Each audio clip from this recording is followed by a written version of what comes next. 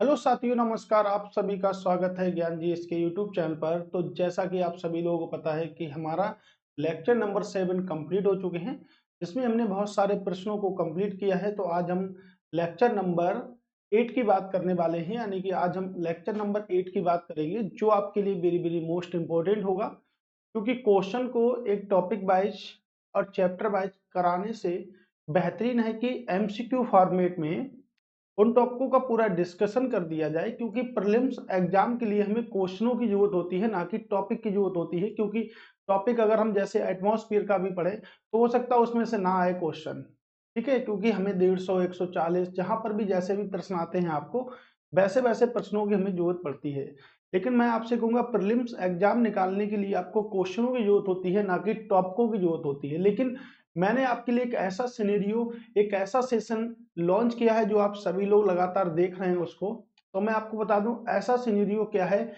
ये वो सिनेरियो है जो कि आपको टॉपिक वाइज भी एमसीक्यू करा रहा है ना। तो इस प्रकार से आपके जो सिनेरियो, जो सेशन की हम बात करेंगे, वो आपके लिए बेहद इंपॉर्टेंट है। आप लोग इस बात को जानते हैं कि सेशन हकीकत में इंपॉर्टेंट है, ठीक है। आप ज्यादा से ज्यादा वीडियो को शेयर करेंगे तो ज्यादा से ज्यादा लोगों के पास ये वीडियो पहुंचेगी, और ये उनका भी प्रॉफिट होगा, ये आपका भी प्रॉफिट होगा कि वही क्वेश्चन आपके पेपर में एडजेक्टिव देखे जाएंगे, ठीक है। तो हमारे 900 प्रश्नों की श्रृंखला चल रही है।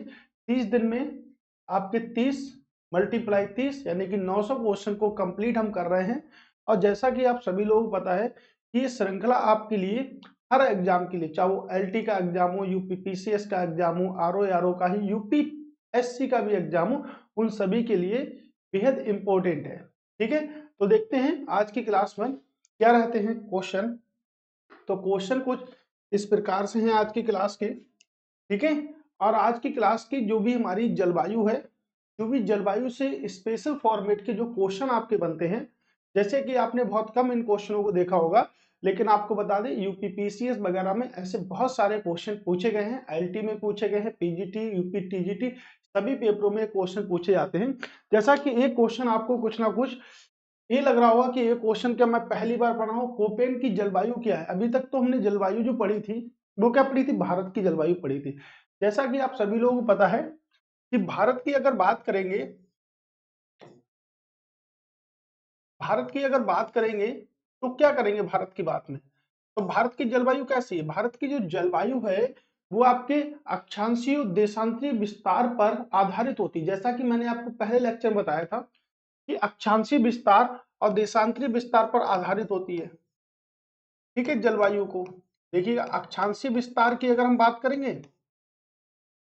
तो आप लोग बता सकते हैं क्या। मैंने आपको बताया था एक पॉइंट कि आपको रिवीजन, यानी कि फर्स्ट क्लास से आप रिवीजन जरूर करिएगा। अगर आप रिवीजन अच्छे से करते हैं तो उम्मीद करता हूं कि आपकी क्लास भी एकदम बेहतरीन होगी, आपको अच्छे से समझ में भी आएगी। तो अक्षांशीय विस्तार भारत का कितना है, अगर अक्षांशीय विस्तार की बात करें तो 8 डिग्री 4 मिनट से लेके 33 डिग्री 6 मिनट तक आता है। और अगर यहीं पर अगर देशांतरीय की विस्तार की बात करें, देशांतरीय विस्तार की बात करें तो देशांतरीय विस्तार कितना है। तो देशांतरीय विस्तार हम कह सकते हैं 68 डिग्री 7 मिनट से लेकर 97 डिग्री 25 मिनट तक आता है। और भारत का जो क्षेत्रफल है वो 32,87,263 किलोमीटर स्क्वायर था। और भारत जो स्थित है वो आपके दो कटबंध में स्थित है, उष्ण प्लस उपोष्ण कटबंध में स्थित है। किन कटबंधों में स्थित है, उष्ण व उपोष्ण दो कटबंधों में भारत क्या है, स्थित है। आप सभी को ये बात तो पता ही है कि उष्ण व उपोष्ण कटबंध में भारत क्या स्थित है। तो उष्ण व उपोष्ण कटबंध में जो भारत स्थित है, तो अगर इसका हम अंतर देखें और इसका अंतर देखें तो लगभग में समान ही आता है। इससे इसको घटाइएगा, इसको इससे घटाइएगा, तो लगभग में अंतर क्या है, समान है। यानी कितना अंतर आ रहा है आपका, 29 आ रहा है। 29 डिग्री का अंतर लगभग में समान है। इसीलिए भारत की जो जलवायु है वो आपकी कैसी है, मानसूनी जलवायु है। मैंने आपको पहले लेक्चर में पूरी तरीके से क्लियर किया था, मानसूनी जलवायु है। क्योंकि भारत के उत्तर में क्या है, भारत के उत्तर में क्या है, हिमालय है। उत्तर में क्या है, हिमालय है, देखिएगा, ठीक है। और भारत की अगर दोनों तरफ बात करें, अगर भारत की बात करें तो ये क्या है कि यहाँ से अगर मैं बात करूँ, यहाँ से यहाँ तक और यहाँ से यहाँ तक, ये 9 स्टेटों के साथ क्या बनाता है, तटीय रेखा बनाता है भारत। 9 स्टेटों के साथ क्या बनाता है, तटीय रेखा बनाता है, यानी कि 9 स्टेट के साथ भारत की कोस्टल लाइन बनती है। और कोस्टल लाइन क्या है, ये आपके अरेबियन सी है, यानी कि अरब सागर है। ये क्या है, अरब सागर है। यहाँ पे हिंद महासागर है आपका, ठीक है, यहाँ पे क्या है, हिंद महासागर है। और यहाँ पे आपकी क्या है, बंगाल की खाड़ी, यानी कि बे ऑफ बंगाल है यहाँ पर। अब अगर बे ऑफ बंगाल है यहाँ पर, तो आप एक बात तो समझिएगा, अगर यहाँ पर बे ऑफ बंगाल है तो भारत की जो मानसूनी जलवायु है, इसका कारण क्या है कि इसके पश्चिमी तट व पूर्वी तट पर क्या है, समुद्र है, और उत्तर में क्या है, हिमालय है। उत्तर में क्या है, हिमालय है। तो भारत की रक्षा भी करता है हिमालय, भारत की क्या करता है, रक्षा भी हिमालय करता है। ध्यान से समझिएगा, सब क्वेश्चन बनेगा एक ही कॉन्सेप्ट से, ओवरऑल इसमें बहुत सारे प्रश्न बनेंगे, ठीक है।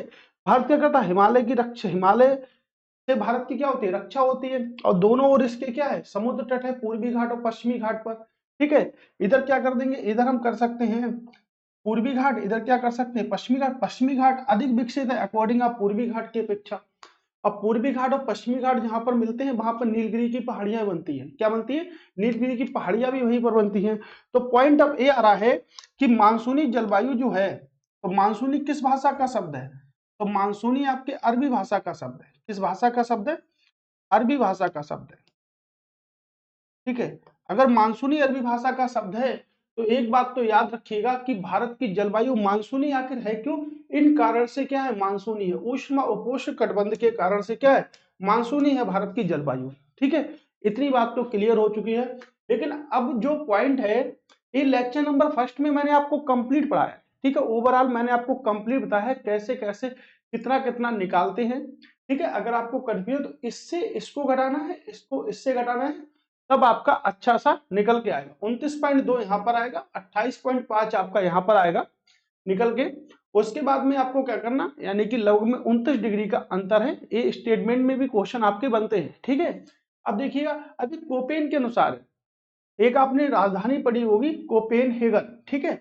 तो कोपेन की जलवायु की योजना के अनुसार गंगा का मैदानी क्षेत्र किस जलवायु के अंतर्गत आता है, गंगा का मैदानी क्षेत्र किस जलवायु के अंतर्गत आता है। एक क्वेश्चन आपने पहली बार, तो मैं नहीं कह सकता क्योंकि बहुत सारे स्टूडेंट पढ़ने वाले हो, तो ये तो नहीं कह सकता कि पहली बार ही आपने क्वेश्चन देखा होगा। लेकिन एक बात कह सकता हूं कि ऐसे क्वेश्चनों को बहुत सारे स्टूडेंट ने पहली बार ही आज देखा होगा, राइट, ठीक है। तो इस प्रकार के जो क्वेश्चन होते हैं, उसमें देखिएगा एएस हो गया, एडब्ल्यू हो गया, CWG हो गया, DFC हो गया, ऐसे क्या क्षेत्र को बांट दिया है।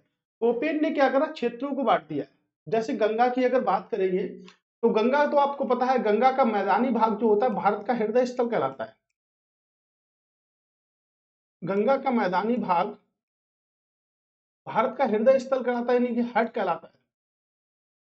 और गंगा की अगर बात करेंगे, तो गंगा की लंबाई है 2525 किलोमीटर, जो कि दो देशों में बहती है। 2510 बहती है इंडिया में, इंडिया बहती है, और 15 किलोमीटर जो बचता है वो कहाँ बहती है, वो आपके बांग्लादेश में बहती है, ठीक है। वो कहाँ बहती है, आपके बांग्लादेश में बहती है, ठीक, ये बात तो क्लियर है। अब गंगा जो है सबसे लंबी नदी है, जिसकी लंबाई तो आपको बताई हो गई है, ठीक है, इसकी लंबाई है आपके। और भारत के भी 5 राज्यों को इसका सीमा बनाती है। कितने राज्यों के साथ सीमा बनाती है, 5 राज्यों के साथ सीमा बनाती है। जैसे देखिएगा यूपी में, अब यूपी का पढ़ रहे हैं तो यूपी के 28 जिलों में बहती है गंगा नदी। यूपी के बाद उत्तराखंड में बहती है, उत्तराखंड के बाद कहाँ बहती है, आपके वेस्ट बंगाल में, ठीक है, पश्चिम बंगाल में बहती है, ठीक है। उसके बाद बात करेंगे तो बिहार में भी आपकी बहती है, कहाँ पर, बिहार में। और बिहार के बाद आपके झारखंड में बहती है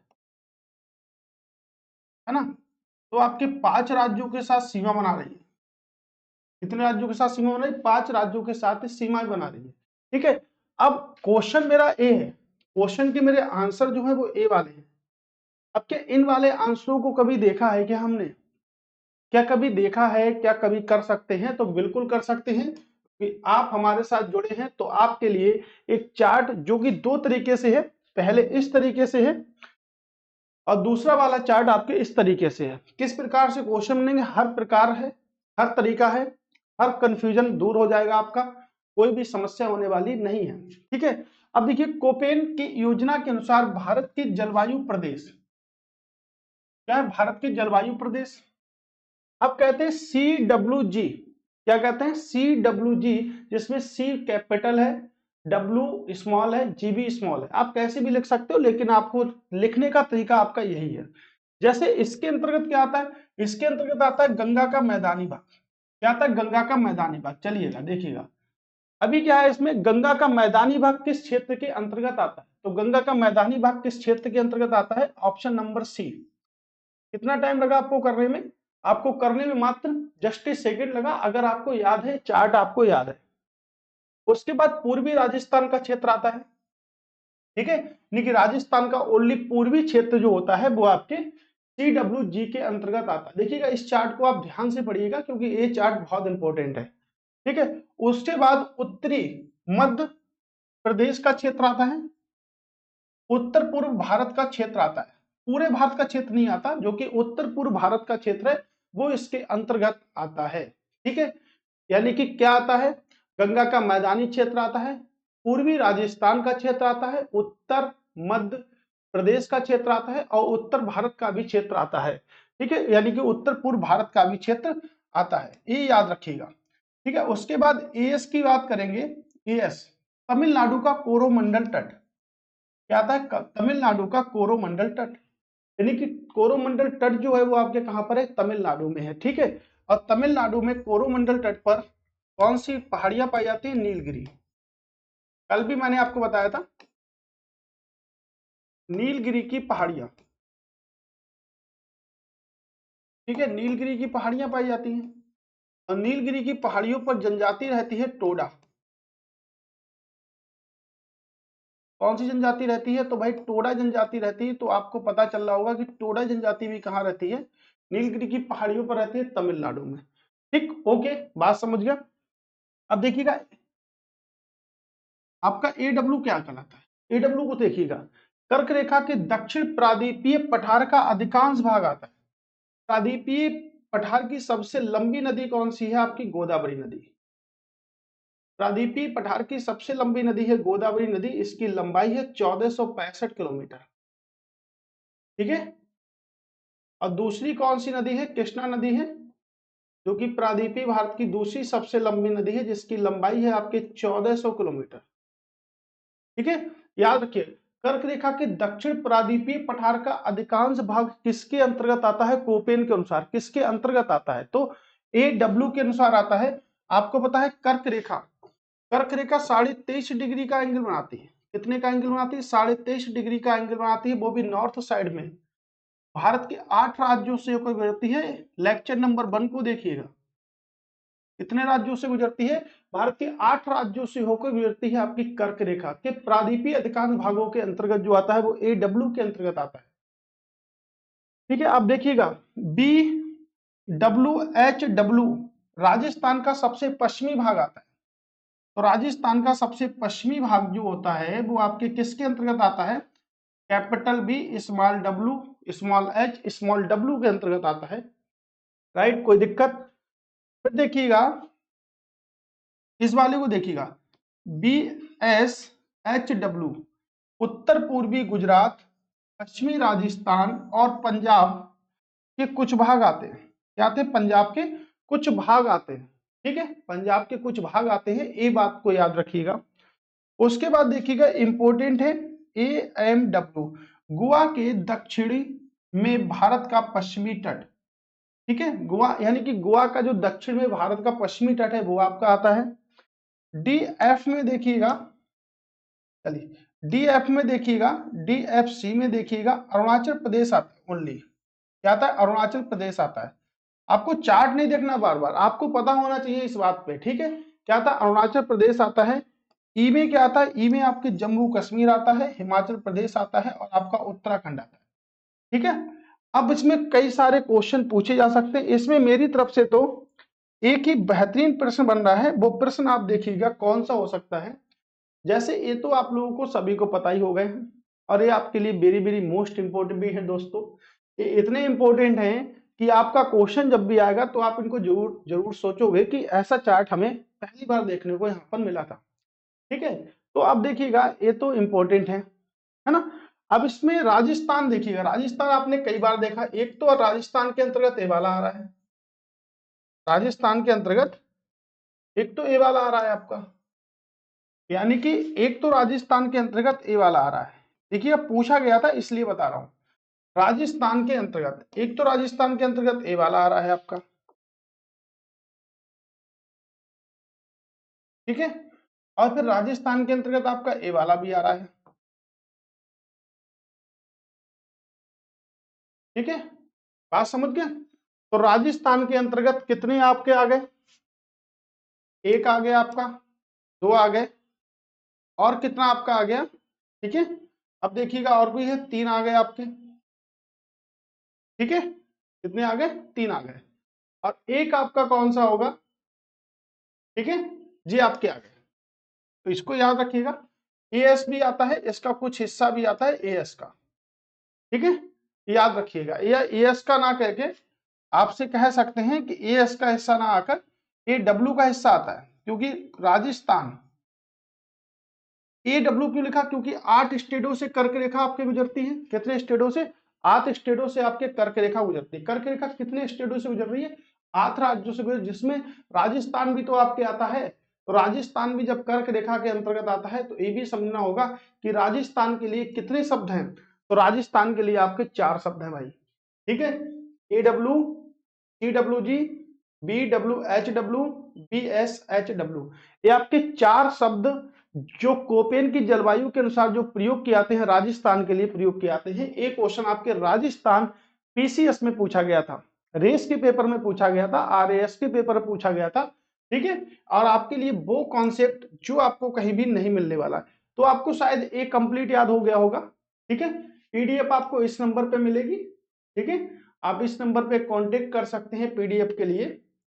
अब देखिएगा, ठीक है, अब नेक्स्ट देखिएगा, नेक्स्ट क्या धमाल मचा रहा है।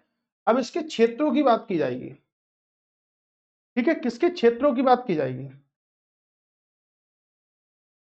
अब इस वाले चार्ट को देखते हैं, ठीक है, अब इस वाले चार्ट को देखते हैं। इस वाले चार्ट में क्या है, इस वाले चार्ट में ये बताया गया है कि जो पहले हमने ये वाला चार्ट देखिएगा, इसमें क्या, इसमें हमने पढ़े हैं कि किस राज्य में होता है, किन किन शहरों से गुजरता है, किन किन राज्यों में आता है। अब इसमें हम क्या पढ़ेंगे, इसमें जो आपके है कि कोपेन ने भारत को 9 जलवायु क्षेत्रों में विभाजित किया। अब जो क्षेत्र हैं वो क्या थे आपके, देखिएगा ये क्षेत्र हैं, ये क्या क्षेत्र, ये क्या थे आपके, ये आपके क्या थे, प्रदेश, ये क्या थे, प्रदेश। तो प्रदेश और क्षेत्रों में क्या होता है, अंतर होता है, ठीक है, याद रखिएगा प्रदेश और क्षेत्रों में अंतर होता है। ये पेपर में थोड़े कम आते हैं, ये पेपर में थोड़े कम आते हैं, वो पेपर में कुछ ज्यादा आते हैं, ठीक है। अल्प शुष्क, जैसे एएमडब्ल्यू की बात करेंगे, चीजें भाई है बस सिर्फ चेंज हो गया। चलिए नीचे से बात करते हैं जिसमें आपको देखने में सरल लगेगा।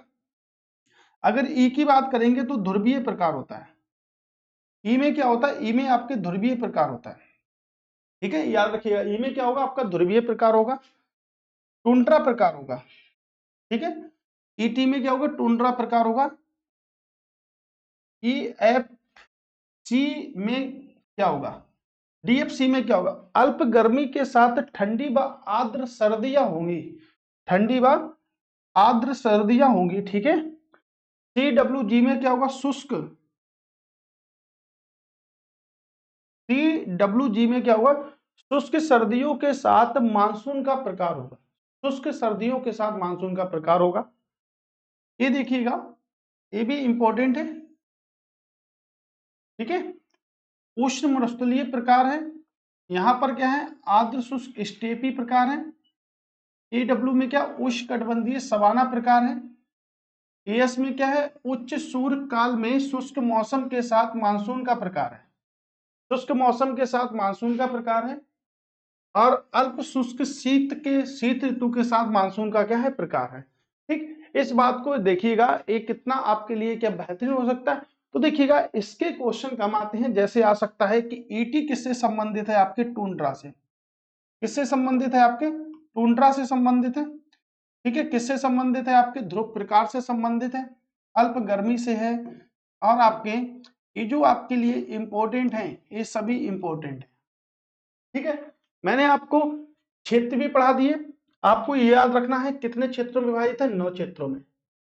ठीक है, और आपको ये याद रखना है कि भारत के जलवायु प्रदेश भी आपको याद रखने हैं। ठीक है, ये आपके साथ ही क्वेश्चन देखेगा। ठीक है, देखिएगा पहला क्वेश्चन को हमने जस्ट ए सेकंड डील कर दिया, इस क्वेश्चन को हमने जस्ट ए सेकंड डील कर लिया आप लोगों के साथ में। अब क्वेश्चन को अगर हम बढ़ाएं और क्वेश्चन के साथ में चलें, अब दूसरा क्वेश्चन है आपका कि कोपेन की जलवायु के वर्गीकरण के अनुसार AMW जलवायु पाई जाती है, कहां पर पाई जाती है? असम में पाई जाती है? नहीं भाई, असम में नहीं मिलेगी, गोवा में मिलेगी। क्या मिलेगी? गोवा में मिलेगी। अरुणाचल प्रदेश में क्या मिलेगी? अरुणाचल प्रदेश में आपको ET मिलेगी। ठीक है, अब देखिएगा, ठीक, अभी आपको यहीं पर दिखाते हैं। ठीक, अब आप इसको देखिएगा थोड़ा सा, कौन सी जलवायु थी आपकी? ये वाली जलवायु AMW गोवा के दक्षिणी भाग में पाई जाती है। अरुणाचल प्रदेश में DFC होती है। ठीक है, क्या होती है अरुणाचल प्रदेश में? DFC। क्या लिख दिया था मैंने वहां पे? ठीक है, हाँ, अरुणाचल प्रदेश में क्या होती है? DFC होती है। ठीक है, तो इसी प्रकार से क्वेश्चन आपको मिलेंगे, तो आपको याद क्या करना है? इन सभी क्वेश्चन के लिए आपको याद करना है ये चार्ट, ये जो चार्ट है इसको रीड करके आना है। ठीक है, ये जो चार्ट है इसको रीड करके आना है, और PDF आपको मिली जाएगी। ठीक है, अब नेक्स्ट क्वेश्चन देखते हैं कि कोपेन की जो जलवायु है उसी पर बहुत सारे प्रश्न हैं जो कि अभी तक आज तक पूछे गए हैं।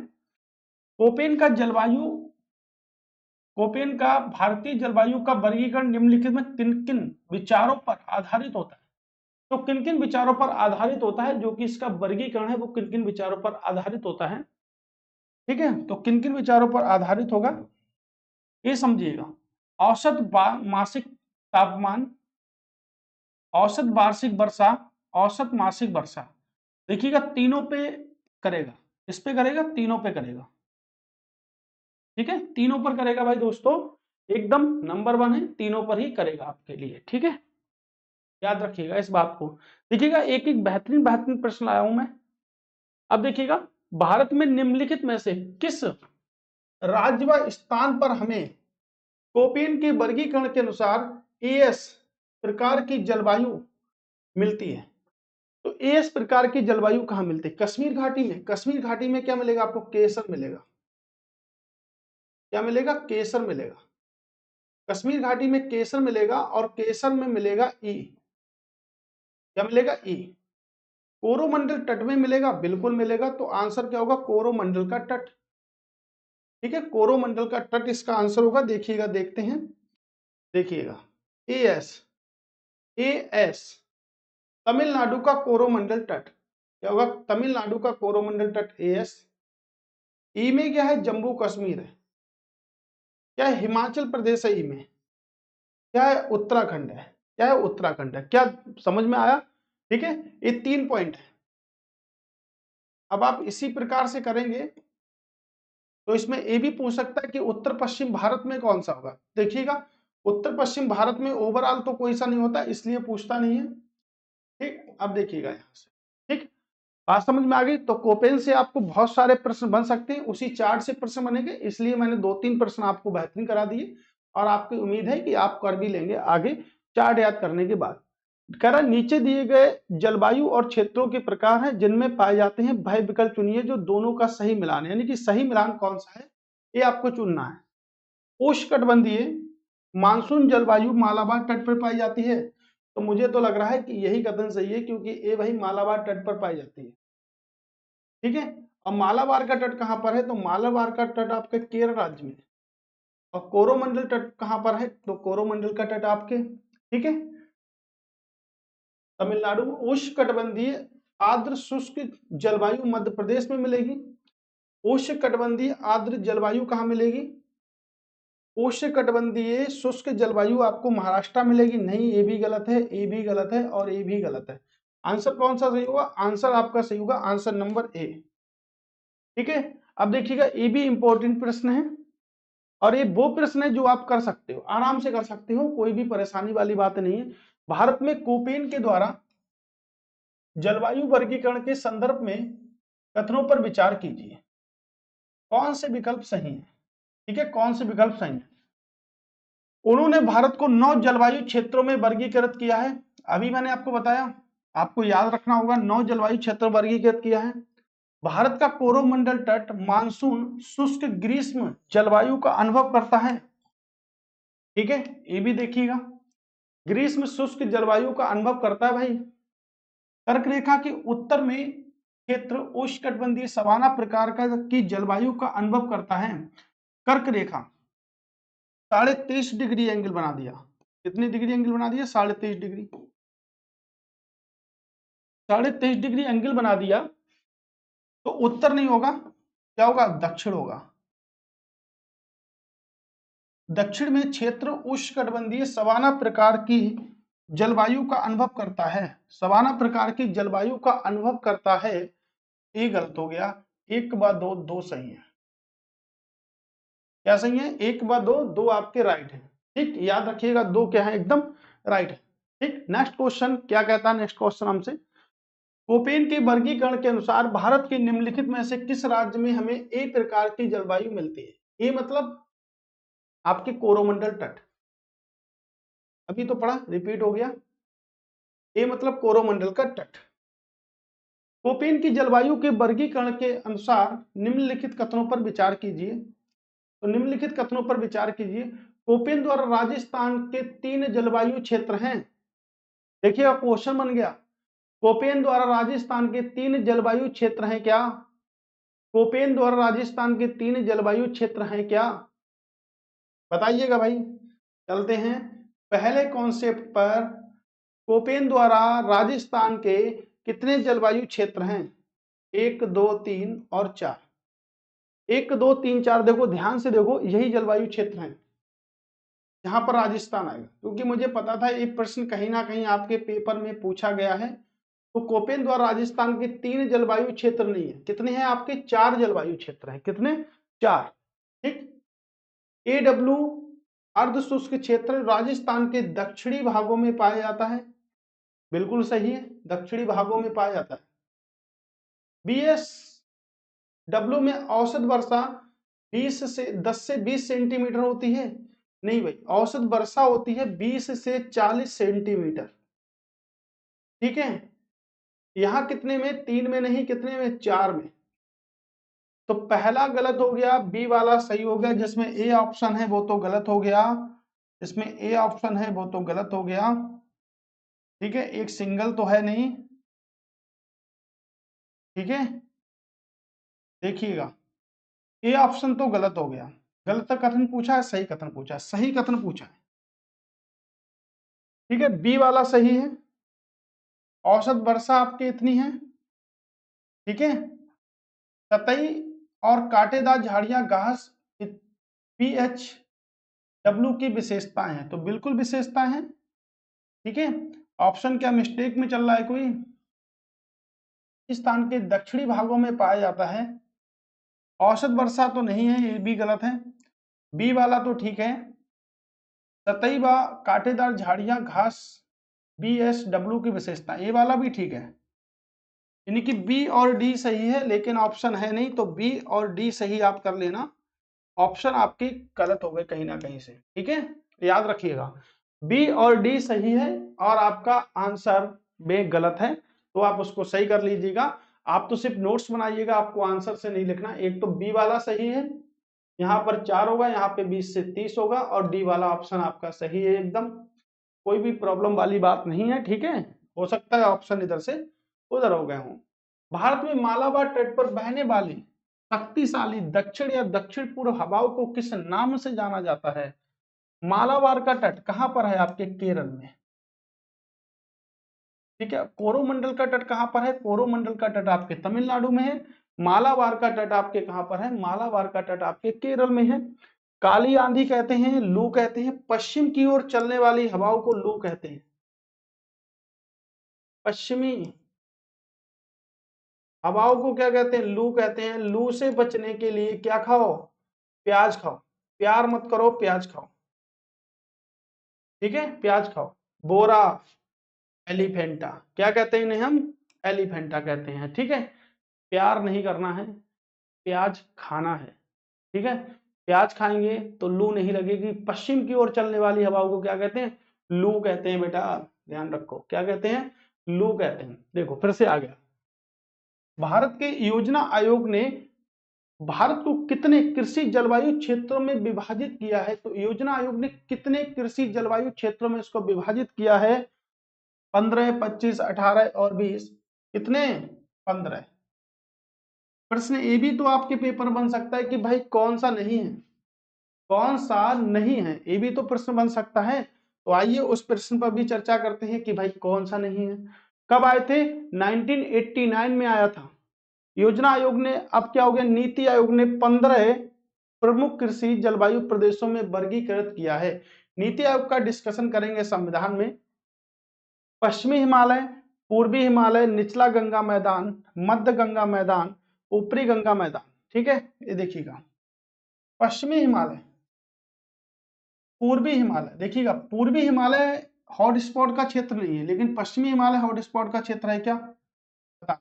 निचली गंगा मैदान, मध्य गंगा मैदान, ऊपरी गंगा मैदान, तरीके से गंगा पार मैदान, ये गंगा का मैदान, पूर्वी पठार, मध्यवर्ती पठार। देखिएगा बिल्कुल एकदम तरीके से, पश्चिमी हिमालय, पूर्वी हिमालय, निचला गंगा मैदान, मध्य गंगा मैदान, ऊपरी गंगा मैदान, याद हो रहे हैं? गंगा का मैदान, पूर्वी पठार, मध्यवर्ती पठार, दक्षिण पश्चिमी पठार, दक्षिणी पठार, पूर्वी घाट, पश्चिमी तट, गुजरात, पश्चिमी शुष्क क्षेत्र और द्वीप। देखिएगा बिल्कुल के याद हो गए? तो हो सकता है आप लोगों को बिल्कुल याद हो जाए, ठीक है, अच्छे से आपको याद भी हो सकते हैं, तो इसलिए याद रखिएगा, ठीक है। चलिए देखते हैं नेक्स्ट प्रश्न। तो कितने क्षेत्रों में विभाजित है आपके? ठीक है, कितने क्षेत्रों में विभाजित है आपके? तो ओवरऑल अगर हम बात करेंगे कितने क्षेत्रों में है, तो 15 क्षेत्रों में है भाई। कितने क्षेत्रों में है? 15 क्षेत्रों में। मानसून की गतिशील संकल्पना या अवधारणा किसके द्वारा प्रतिस्थापित की गई? किसके द्वारा की गई? लोहन के द्वारा, ठीक है, याद रखिएगा। सिर्फ बल्लाहनर प्रश्न है, इसलिए ज्यादा डिस्कस नहीं, जिस पर डिस्कशन की बात है उस पर भरपूर मात्रा में की जाएगा, इसको सिर्फ आपको याद करना है बल्लाहनर प्रश्न पर।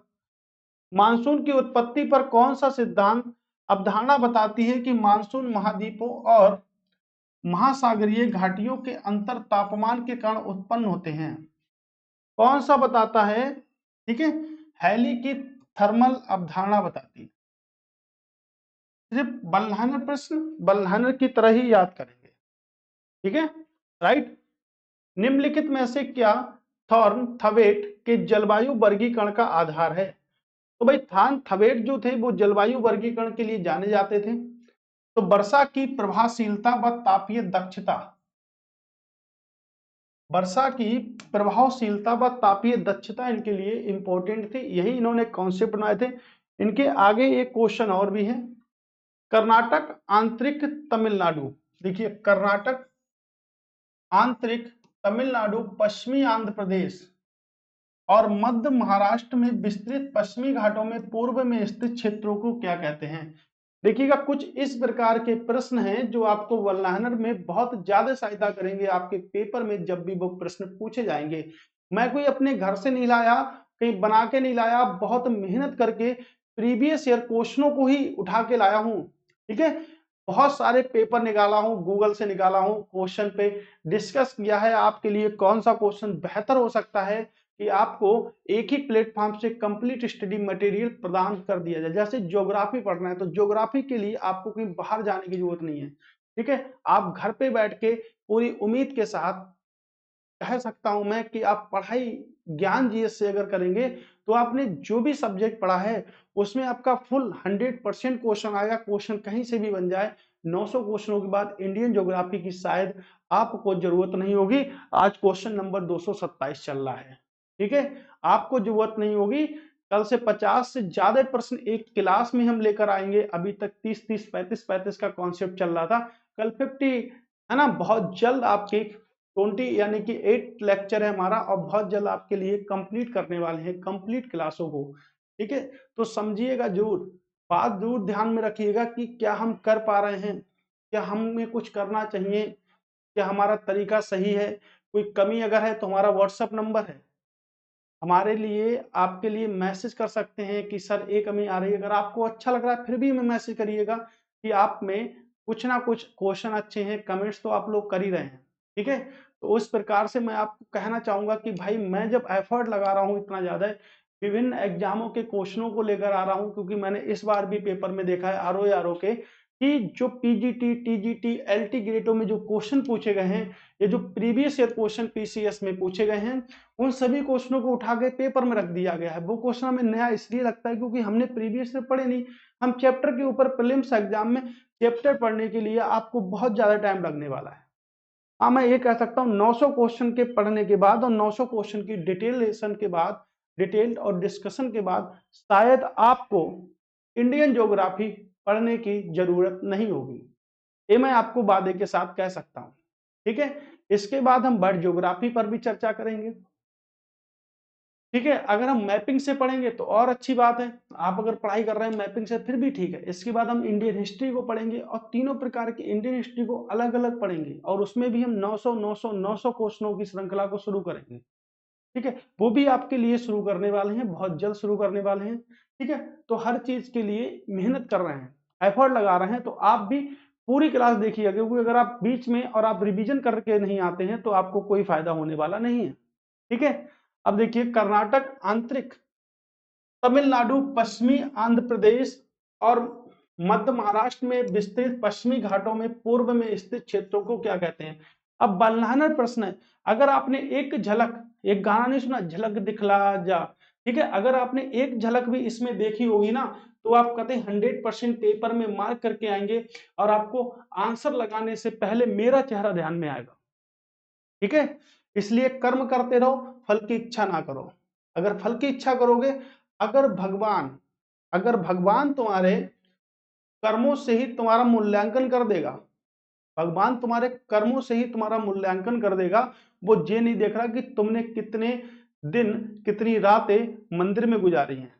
ठीक है, तो भगवान तुम्हारा मूल्यांकन जो करेगा वो सिर्फ कर्मों से ही तुम्हारे करेगा। तो कर्म करते रहिएगा। पूजा करने वाला हर व्यक्ति पुजारी नहीं होता।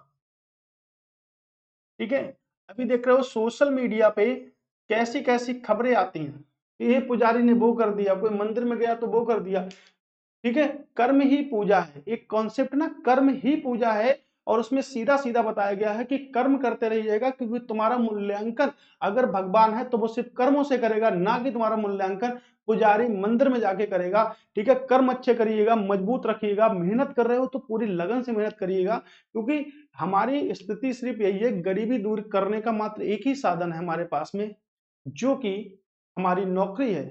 मिडिल क्लास फैमिली की सबसे बड़ी कमी है कि वो नौकरी, ठीक है, नौकरी है। बिजनेस तो चला नहीं चला आगे की बात अलग की है। ठीक है, आप मेहनती हो तो कर लोगे, लेकिन पहले जबरदस्त तरीके से हम क्या करें, नौकरी करें, है ना। तो जो भी आप कर रहे हो लगन के साथ करिएगा। ऐसा ना हो कि ऐसे क्वेश्चन आपके पेपर में आए और आपने ज्ञान जी इसको फॉलो नहीं करा और आपने पेपर में क्वेश्चन कर नहीं पाए, ये चीज गलत है। ठीक है, तो इसका जो होगा, तो आप एकदम क्वेश्चन करने से पहले हमें पहले याद करोगे, उसके बाद क्वेश्चन को तुम याद करोगे कि भाई क्वेश्चन बढ़िया थे, एकदम कराए गए थे, कहाँ कराए गए थे, अच्छा ज्ञान जीएस पे कराए गए थे। ठीक है, उस घटना को क्या कहा जाता है जब दक्षिण पश्चिम मानसून अवधि के दौरान एक या एक अधिक सप्ताह तक नहीं हो पाती। कह रहे हैं भाई बारिश जो है ना, या मानसून एक सप्ताह तक नहीं होता है, 1 वीक, एक सप्ताह तक नहीं होता है, तो उसको क्या कहते हैं, फिर से पढ़िएगा। उस घटना को क्या कहा जाता है जब दक्षिण पश्चिम मानसून अवधि के दौरान एक या अधिक सप्ताह तक नहीं हो पाता है। कोई काम तुम करो और वो तुम्हारे टाइम के बाद तक ना हो पाए, तो उसमें क्या हो जाती है, मानसून की वापसी आती है, नहीं भाई रुकावट आ जाती है, मानसून रुकावट आ जाती है। क्या आ जाती है, मानसून की रुकावट आ जाती है दोस्तों। ठीक है, याद रखिएगा। भारत की जलवायु पर निम्नलिखित में से किसका प्रभाव नहीं पड़ता है।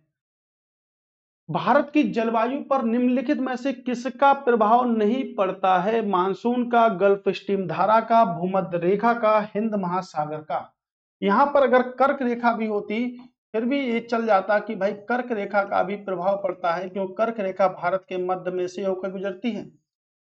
विश्व के मानचित्र को दो भागों में बांट रही है भूमध्य रेखा, तो भाई भूमध्य रेखा का तो योगदान होगा, ठीक है। किसका नहीं होगा? क्योंकि ये धारा है, ये क्या है? अटलांटिक महासागर की धारा है, इसलिए इसका योगदान नहीं है। गल्फ स्ट्रीम धारा का योगदान नहीं है, बाकी सबके सब होते हैं। निम्नलिखित में से कौन भारत के दैनिक ऋतु मानचित्र पर प्रदर्शित नहीं होता? तो दैनिक ऋतु मानचित्र पर प्रदर्शित नहीं होता। वर्षा प्रदर्शित होती है, वायु प्रदर्शित होती है, मेघाच्छादन प्रदर्शित होता है, लेकिन टेम्परेचर नहीं होता। आपने मानव शरीर का टेम्परेचर देखा है कभी? देखिएगा, अगर मानव शरीर की बात करें, ये देखिएगा, ये मानव शरीर है आपका, ठीक है। आप मुस्कुरा रहे हैं, ठीक है, ये आपका मानव शरीर है ना। अब ये जो मानव है आपका, ये बात समझिएगा इसकी, ये मानव का शरीर है और बहुत मुश्किल से जन्म मिलता है मानव को, तो इसलिए कर्म अच्छे करते रहिएगा, फल की चिंता मत कीजिएगा। कर्म ही क्या है? पूजा। कहते नहीं, मानव का टेम्परेचर होता है 37 डिग्री सेंटीग्रेड, लेकिन जब हम डॉक्टर के पास जाते हैं तो वो हमें डरा देता है और हमें टेम्परेचर जो हमारा बताता है, वो हमारा टेम्परेचर किस में बताता है? तो वो टेम्परेचर जब भी आपको बताएगा तो आपको पॉइंटों में टेम्परेचर बताएगा, ना कि अकॉर्डिंग ऑफ फ़ारेनहाइट में, ठीक है। अगर आपका 37 डिग्री टेम्परेचर वो बताएगा तो आपको लगेगा कि आपको बुखार ही नहीं है, तो आपको जो टेम्परेचर बताएगा 101 डिग्री है, लेकिन ये नहीं बताएगा फ़ारेनहाइट में, क्योंकि 101 डिग्री का सेंटीग्रेड में हम करें तो हमें पता ही नहीं चलता कि हमारा कितना तापमान बढ़ा है, ठीक है। फ़ारेनहाइट में बताएगा हमेशा। और अगर बात करें तो 310 केल्विन, तीन पैमाने होते हैं, डिग्री सेंटीग्रेड, फ़ारेनहाइट और केल्विन, ठीक है। तो ये मानव शरीर का टेम्परेचर है, लेकिन जलवायु पर कोई भी प्रभाव नहीं पड़ता टेम्परेचर का, लेकिन मानव शरीर पर बिल्कुल प्रभाव पड़ता है टेम्परेचर का, ठीक है। तो डॉक्टर हमेशा फ़ारेनहाइट में बताएगा भाई। सिंपल सा फार्मूला है, C/5 F-32/9। देखिएगा, अगर C की जगह पर हम 100 रख दें तो F-32/C, अगर इसको काटेंगे पीटेंगे तो F की जो वैल्यू निकल के आएगी वो 212 डिग्री सेंटीग्रेड आएगी, 212 डिग्री फ़ारेनहाइट आएगी। कई बार आपके पेपर पूछी गई, यदि जल का क्वथनांक 100 डिग्री सेंटीग्रेड है तो फ़ारेनहाइट में कितना होगा, ठीक है। आप लोगों को पता होगा और इसका आंसर क्या होगा आपका? इसका आंसर होगा आपका बी। ये देखिएगा कैसे कैसे बेहतरीन प्रश्न मेहनत से लाए गए हैं भाई, बहुत सारा एफर्ट करके प्रश्नों को लाया गया है, तो उम्मीद करता हूं कि आप भी इन प्रश्नों को अच्छी तरीके से करेंगे दोस्तों, ठीक है। अब देखिएगा कि दक्षिण भारत में आर्द्र शुष्क स्टेपी जलवायु, देखिएगा दक्षिण भारत में आर्द्र शुष्क स्टेपी जलवायु कर्नाटक पठार के कुछ भागों में पाई जाती है। तो कर्नाटक पठार के पूर्वी भागों में पाई जाती है, तो कुछ का मतलब तो सही है, पूर्वी भागों में पाई जाती है। अगर कुछ ही लिखा है फिर भी सही है, पूर्वी भाग लिखे हैं फिर भी सही है, ठीक है। दक्षिण भारत में आर्द्र शुष्क स्टेपी जलवायु कर्नाटक पठार के कुछ भागों में पाई जाती है, कर्नाटक पठार के पूर्वी भागों में पाई जाती है। ये सह्याद्री के वृष्टि छाया प्रदेश में पड़ता है। सह्याद्री किसे बोला इसने? सह्याद्री इसने बोला पश्चिमी घाट को। तो कह रहा है पश्चिमी घाट के वृष्टि छाया प्रदेश में पड़ता है क्या? अब देखिए, कारण है, स्पष्टीकरण है, तो मुझे लगता है कि आपका व्याख्या भी सही है, कारण भी सही है। ऑप्शन नंबर ए का राइट आंसर है, ऑप्शन नंबर ए इसका राइट आंसर है, ठीक है। ठीक है, कोई दिक्कत? सह्याद्री क्या है? पश्चिमी घाट, ठीक है। पश्चिमी घाट का हिस्सा जो आता है वो सह्याद्री के अंतर्गत आता है, और कर्नाटक में आर्द्र शुष्क जो क्षेत्र होता है, आर्द्र शुष्क जो क्षेत्र होता है, ठीक है, वो स्टेपी जलवायु का होता है। इसका होता है स्टेपी जलवायु का। आर्द्र शुष्क क्षेत्र जो होता है वो स्टेपी जलवायु का होता है, ठीक है। याद रखिएगा इस बात को, तो सही है पॉइंट, ठीक है। नेक्स्ट क्वेश्चन बहुत बेहतरीन क्वेश्चन, एक नंबर क्वेश्चन। भारत में उष्णकटिबंधीय मानसूनी जलवायु पाई जाती है। तो सबको पता है भारत में उष्णकटिबंधीय मानसूनी जलवायु पाई जाती है, ये तो इतना डिस्कस करा है। भारत अयन रेखाओं के मध्य में स्थित है। भारत अयन रेखाओं के मध्य में स्थित है, लेकिन अयन रेखाओं को कर्क रेखा अगर होता तो स्टेटमेंट भी ठीक होता और उसका कंक्लूजन भी ठीक होता। तो इसलिए हम कह सकते हैं व्याख्या नहीं करता, लेकिन दोनों के दोनों सत्य हैं। दोनों के दोनों सत्य हैं लेकिन व्याख्या नहीं कर रहा है। ठीक है, दोनों के दोनों सत्य हैं दोस्तों, लेकिन व्याख्या नहीं कर रहा है। कर्क रेखा को तो हमें पता ही है, कर्क रेखा, मैं तो शुरुआत से बात कर रहा हूं कर्क रेखा की। आज कर्क रेखा के पीछे चली पड़ जाते हैं। आपको पता है 23.5 डिग्री का एंगल बना रही है। देखिएगा नॉर्थ में अगर आपने मकर रेखा करते तो आपका जो एंगल बनता वो बनता तो 23.5 डिग्री का, लेकिन वो एंगल आपका जाता 23.5 डिग्री में जो एंगल जाता आपका, वो आपका साउथ की तरफ जाता। किसकी तरफ जाता? साउथ की तरफ। ठीक है, कर्क रेखा तो पता ही है 8 राज्यों से गुजरती है। 8 राज्यों के नाम लेक्चर नंबर 1 पे देखिएगा। 35 जिलों से गुजरती है। 8 राज्यों में 35 जिलों से गुजरती है। 3 महाद्वीपों से गुजरती है। ठीक है, भारत में सबसे लंबी किससे गुजरती है? एमपी से, और सबसे छोटी जो गुजरती है वो राजस्थान से गुजरती है। एमपी के 14 जिले और राजस्थान के मात्र 2 जिलों से गुजरती है। कहां से निकलती है? उज्जैन से निकलती है। ठीक है, तो कारण सब कुछ सत्य है। चलिए नेक्स्ट क्वेश्चन क्या है कि ना बेस्टर काल बैसाखी नामक छोटे आकार के तूफानों का उद्भव बंगाल की खाड़ी के शीर्ष भाग में कब होता है? क्या क्वेश्चन है भाई, शीर्ष भाग में कब होता है? तो ये तो पता चल गया कि जो काल बैसाखी है ये आपके एक तो पश्चिम बंगाल में आती है। कहां पर आती है? पश्चिम बंगाल में आती है। और एक आपके कहां पर आती है? एक आपके असम में आती है। एक पश्चिम बंगाल में आती है, दूसरी कहां पर आती है? असम में आती है। तो आंसर इसका क्या होगा? नवंबर से दिसंबर, जनवरी से फरवरी, अप्रैल से मई। वैसे तो मार्च से होना चाहिए था, मार्च से मई। ठीक है, यही गर्मियों का दिन होता है। एक नेक्स्ट क्वेश्चन, अच्छा प्रश्न, एक नंबर प्रश्न। निम्नलिखित में से थॉर्नथवेट में कौन से प्रकार की जलवायु का फैलाव गंगा के मैदान में पाया जाता है? देखिएगा वो कोपेन की जलवायु थी। ये किसकी जलवायु है? ये आपके थॉर्नवेट की जलवायु है। ठीक, ये देखिएगा थॉर्नवेट का जलवायु प्रकार और जलवायु का प्रदेश। ठीक है, देखिएगा बीबीडब्ल्यू, इसको देखिएगा बीबीडब्ल्यू क्या कहता है? पूर्वोत्तर भारत, दक्षिण असम, मणिपुर तथा मिजोरम। अगर आप पूर्वोत्तर भारत में, पूर्वोत्तर भारत या भाग दक्षिण असम, मणिपुर व मिजोरम में आता है।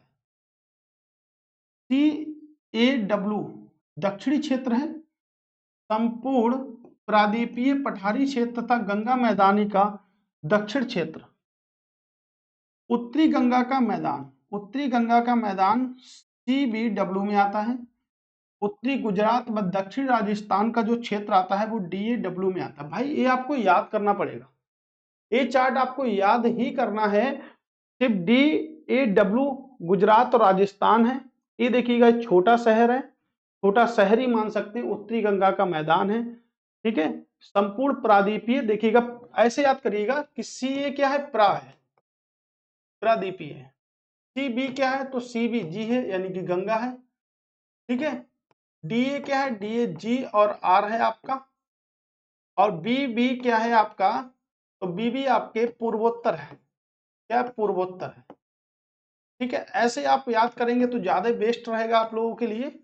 और भाई याद आप ही को करना है। ठीक है, इसके लिए हम भी कुछ नहीं कर सकते। ये गंगा का मैदान आएगा तो आपका ऑप्शन नंबर C। ठीक है, यही अभी तक पूछा गया है, बाकी तो नहीं पूछे गए हैं। वर्तमान में वन संसाधन के घटने का सबसे महत्वपूर्ण कारक क्या है? वन संसाधन के घटने का सबसे महत्वपूर्ण कारक आखिर है क्या? मिट्टी अपरदन, बनिए आग, बाढ़े या अधिक गिरना। क्या होगा? बनिए आग। देखिए वन लाइनर है, ज्यादा जरूरत है नहीं। वन दिवस कब मनाते हैं? अंतरराष्ट्रीय वन दिवस मनाते हैं 21 मार्च को। और वन अधिनियम कब आया था? वन अधिनियम आया था 1980 में। और वन अनुसंधान संस्थान कहां पर है? सबसे इंपॉर्टेंट पॉइंट, वन अनुसंधान संस्थान कहां पर है? तो देहरादून में है। देहरादून यानी कि यूके या कहें तो उत्तराखंड में। ठीक है। कौन सा वन संरक्षण उपाय से संबंधित है? वन संरक्षण उपाय से संबंधित है झूमिंग कृषि को बढ़ावा देना, वनों की सामूहिक कटाई, वन संपदा का एकाधिक उपयोग, वनों की कटाई में वैज्ञानिक व विवेकपूर्ण विधियों का उपयोग। Option number D. क्या होगा? Option number D right answer है इसका। ठीक है। विश्व की समस्त जलवायु के स्वरूप भारत में पाए जाते हैं। विश्व की समस्त जलवायु के स्वरूप भारत में पाए जाते हैं, यह मत किसका है? ब्लैनफोर्ड, डॉक्टर स्टाउन, मार्सडेन या कोपेन? मैं कहूं ये ऑप्शन नंबर सी। ठीक है, ऑप्शन नंबर सी। निम्नलिखित कथनों पर विचार कीजिए और दिए गए कोटों का सही उत्तर का चयन कीजिए। हिमालय पर्वत शीत ऋतु में उत्तर की ओर से आने वाली पवनों से भारत की रक्षा करता है। मैंने आपको शुरुआत में एक बात बताई थी अभी। ठीक है, हिमालय को लेकर वही प्रश्न है कि हिमालय पर्वत शीत ऋतु में उत्तर की ओर से आने वाली पवनों से भारत की रक्षा करता है। तो भाई भारत के में उत्तर की ओर क्या हिमालय पर्वत है, तो रक्षा तो करेगा ना। हिमालय विश्व की सबसे सर्वोच्च व नवीनतम बलित पर्वत श्रृंखला है। तो भाई बलित पर्वत श्रृंखला जिसकी सबसे ऊंची चोटी क्या है? Mount Everest. हिमालय की सबसे ऊंची चोटी क्या है? माउंट एवरेस्ट है, जो कहां पर है? आपके नेपाल में है। जिसकी ऊंचाई की बात करेंगे तो 8848 मीटर है। और नेपाल में इसे किस नाम से जानते हैं? तो नेपाल में इसे सागर माथा के नाम से जानते हैं, या हम कह सकते हैं 15 के नाम से जानते हैं। ठीक है, ओके। अब ये पेपर में प्रश्न आता है कई बार। ठीक है, तो हिमालय विश्व की सब सर्वोच्च व नवीनतम पर्वत श्रृंखला है। बलित पर्वत यानी कि फोल्ड माउंटेन है क्या? तो भाई फोल्ड माउंटेन तो होगा ना।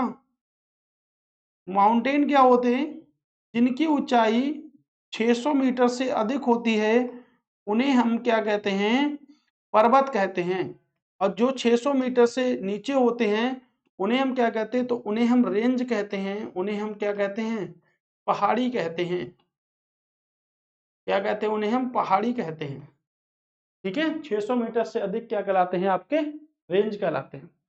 ठीक, अब क्वेश्चन है तो ऑप्शन नंबर ए राइट है। ठीक है, ऑप्शन नंबर ए राइट है। स्थानीय गड़गड़ाहट के अम्ल स्थानीय गड़गड़ाहट को आम्र बौछार कहा जाता है, जो आम की फसल को पकाने में मदद करता है। आम की फसल को पकाने में मदद करता है। कौन करता है? उड़ीसा करता है, गुजरात करता है, उत्तर प्रदेश करता है या केरल करता है?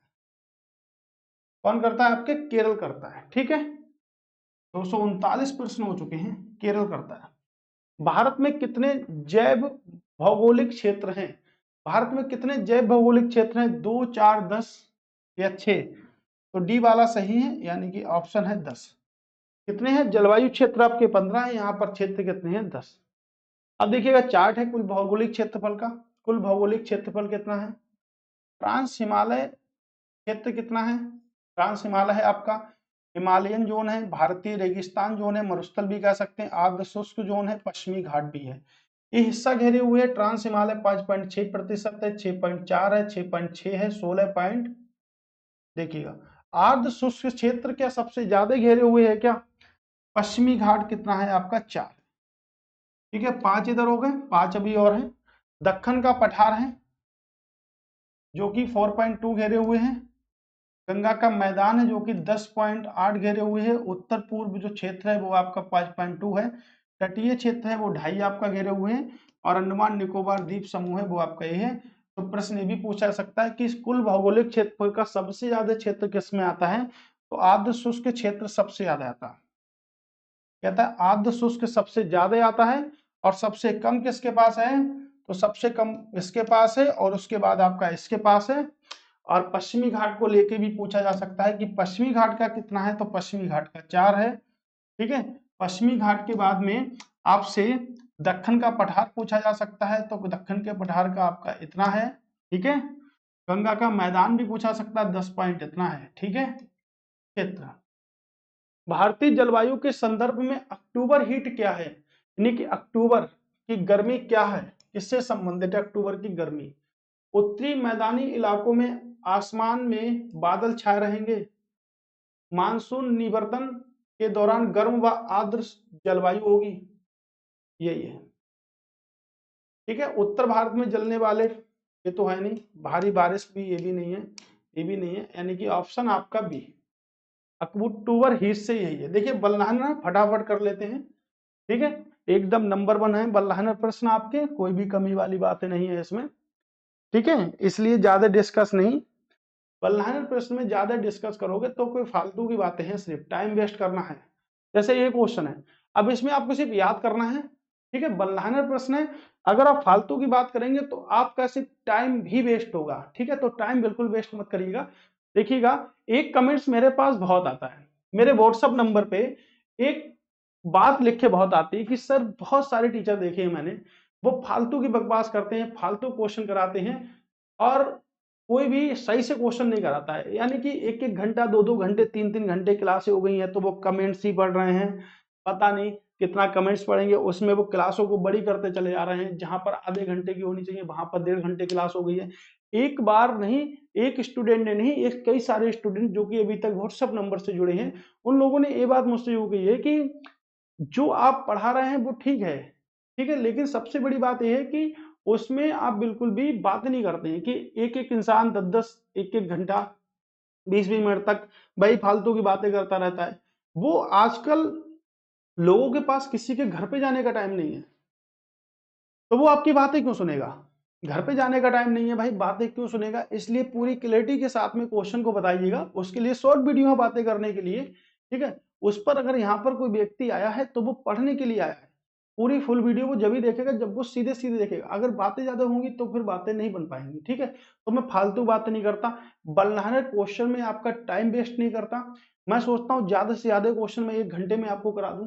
पर डे 1 घंटे क्लास, 1 सवा घंटे क्लास हो रही है। ठीक है, मैं ज्यादा से ज्यादा क्वेश्चन आपको करा दूं, ये सब बातों पे मैं ध्यान रख के ही आपके लिए क्लास ले रहा हूँ।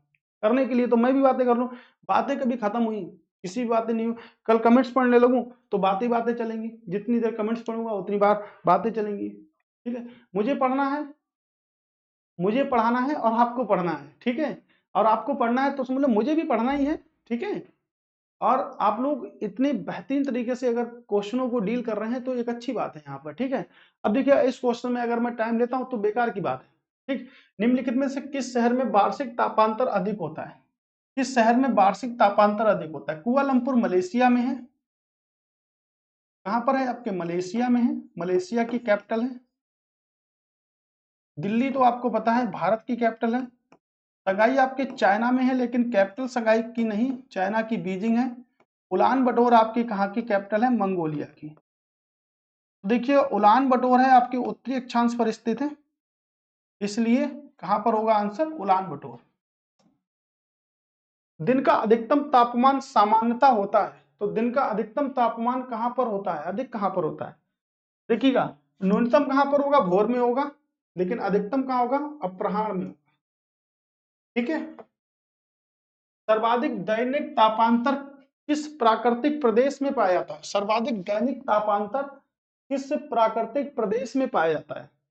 विषुवतीय रेखीय प्रदेश में, पश्चिमी यूरोपीय तुल्य प्रदेश में, मध्य सागरीय प्रदेश में, या उष्ण मरुस्थलीय या रेगिस्तान प्रदेशों में। ठीक है, ये याद रखिएगा। भारत के 4 प्रमुख नगरों में से न्यूनतम तापांतर संबंधित है। तो न्यूनतम तापांतर कहाँ है आपके? चेन्नई में। न्यूनतम कहाँ पर है? चेन्नई में। अधिकतम कहाँ पर है? दिल्ली में। ठीक है, अधिकतम कहाँ पर होगा भाई? अधिकतम होगा आपके दिल्ली में। तो अधिकतम तो भाई दिल्ली में है। न्यूनतम कहाँ पर है? तो अधिकतम अगर दिल्ली में है तो न्यूनतम कहाँ पर है? न्यूनतम की बात अगर करेंगे तो न्यूनतम है आपके चेन्नई में। ठीक है, इस बात को भी याद रखिएगा, न्यूनतम कहाँ पर है आपके? चेन्नई में। ठीक है, चेन्नई यानी कि तमिलनाडु। चेन्नई यानी कि तमिलनाडु। ठीक है, चेन्नई। हैदराबाद किस नदी किनारे है? तो हैदराबाद आपके मूसी नदी के किनारे है। मूसी नदी बहुत आती है पेपर में। ऐसे ही आपका आंध्र प्रदेश का विजयवाड़ा किस नदी के किनारे है? तो कह सकते हैं विजयवाड़ा आपके कृष्णा नदी के किनारे। ठीक है, किस नदी के किनारे है? कृष्णा नदी के। ठीक है, याद रखिएगा दिल्ली में सबसे अधिकतम। ठीक है दोस्तों, तो आज की क्लास समाप्त हो गई है। कोई भी दिक्कत हो, कोई भी परेशानी हो किसी भी बंदे को तो बताएं। इस नंबर पे हमें व्हाट्सएप कर सकते हैं वो। ठीक है, ये नंबर आपका व्हाट्सएप का है तो आप व्हाट्सएप कर सकते हैं, बता सकते हैं कि कोई कमी हो रही है या और क्वेश्चन को अच्छे तरीके से क्वेश्चन की सीरीज को लेके आया जाए। वो सब कमियां, सब अच्छाइयां जो बताइएगा, क्यों कमियां अगर अच्छाइयां नहीं बताएंगे तो हम तो इसी प्रकार से आपको पढ़ाते रहेंगे। ठीक है, हमें तो ये लगेगा कि हम आपको ठीक पढ़ा रहे हैं। दोस्तों नई वीडियो मिलेंगे, तब तक के लिए नमस्कार, टाटा, बाय बाय, जय हिंद। मैं आपकी 1 घंटे में ही क्लास समाप्त कर देता हूँ अच्छी तरीके से, जिससे मुझे लगता है कि आपका लॉस ज्यादा से ज्यादा टाइम पर ना जाए और आप अच्छे से अच्छे कॉन्सेप्ट को पढ़ लें। ठीक है, कल हमारा जो टॉपिक होगा वो हमारा टॉपिक होगा क्रांतियों संबंधी, जिसमें हम कंप्लीट 70 से 80 प्रश्नों को कंप्लीट करेंगे। जो भी प्रश्न हम आपके लिए बना पाते हैं उन सभी प्रश्नों का डिस्कस करेंगे। थैंक यू, धन्यवाद, टाटा, बाय बाय, जय हिंद।